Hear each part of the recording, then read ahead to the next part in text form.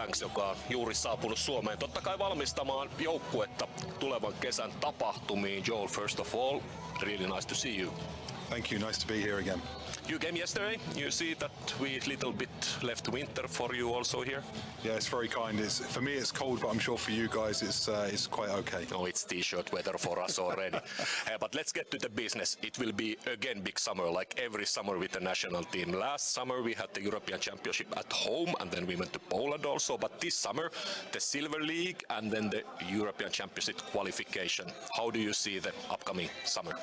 Yeah, I think it's exciting. I think it's a very good opportunity to continue the momentum that we built up last summer.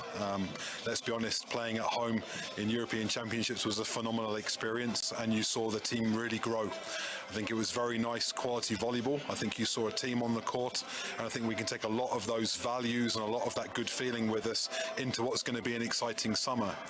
Silver League, we go there on a mission. We want to get to the Final Four and win. We want to get back to the Golden League, so that's quite a high goal, but something that we really want to achieve.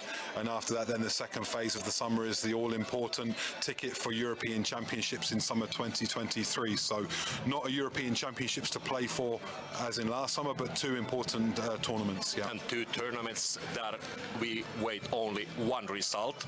Yeah. The winning on the Silver League to get to the Golden League, and then the place, of course, to the European Championship. Yeah. Let's start from the Silver League. It should be Azerbaijan in Hungary. Against us, Azerbaijan is not taking part. So only 2 games, and we already qualified to the Final Four. How do you see this Silver League?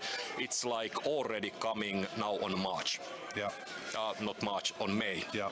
I think it's a good question in the sense that you know you're already placed for the Final Four, and that was one of our objectives. So we've already ticked that box.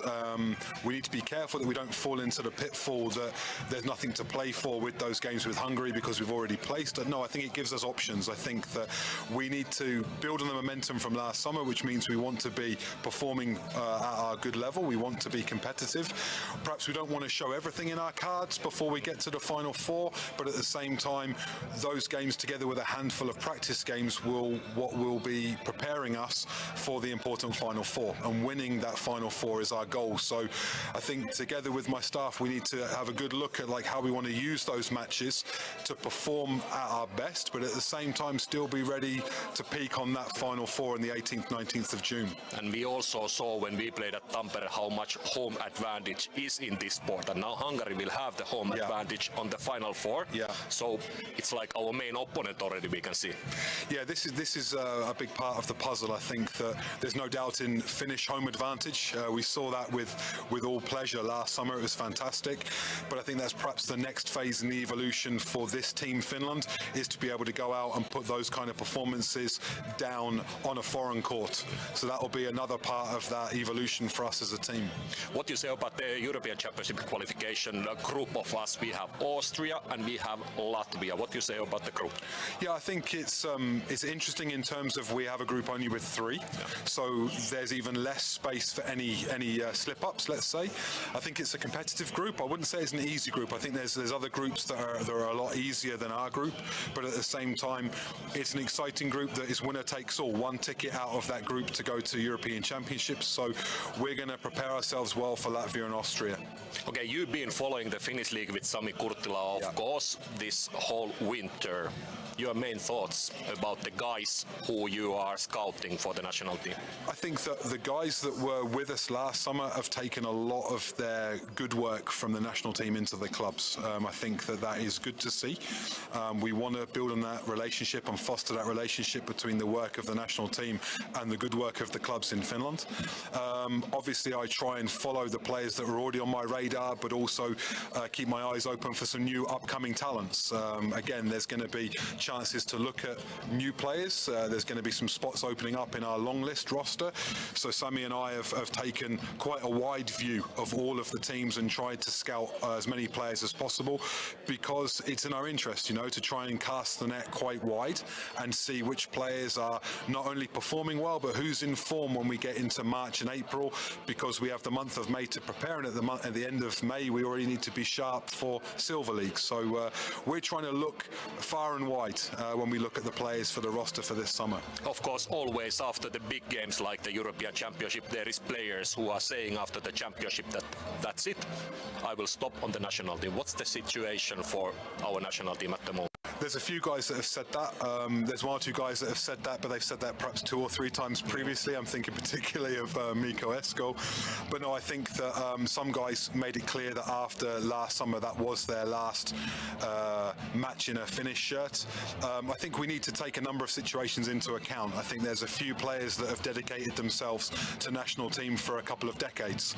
And when they say it's time to stop, then you have to appreciate their wishes. And the door is never fully closed, but you understand where they're coming from. There's other guys that perhaps need a slightly different program because obviously they've had a long and illustrious career, and at that phase of their career they need something different in terms of national team, so we need to try and find a suitable program for those. And then we have a number of exciting guys that need as much training as possible. So there's a number of perspectives when you look at players for this summer. You will see some new faces certainly in the Silver League. I think that's exciting.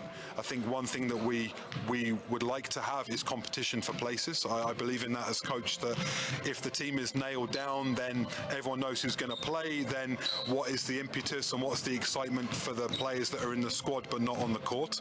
But if there's competition for places, then everyone gets better, and that's what I'd like to see through this summer. So I'm hoping there's a few new players that can break into that first 14 squad.